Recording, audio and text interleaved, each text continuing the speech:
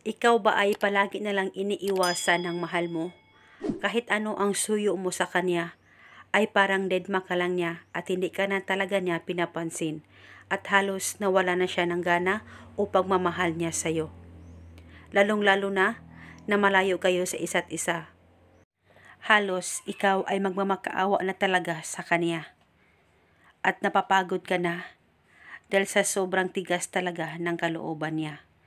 Gusto mo ba na siya na naman ang magmamakaawa sa'yo?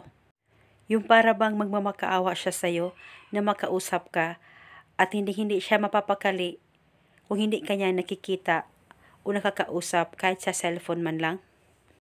Ang gagawin mo lamang, kumuha ka lamang ng isang baso, plastic o babasagin na baso ay pwedeng gamitin.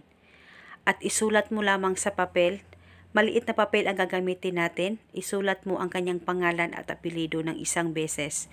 At pagkatapos, ilagay ito sa baso na iyong inihanda. Tupiin o i-roll itong papel at saka mo na ito ilagay o isilid sa baso na inihanda mo. At pagkatapos mo nang malagay ito, hawakan mo ang baso at ilapit ang bunganga sa baso sa baba mo. At pagkatapos ay ibulong mo lamang ang mga salitang ito.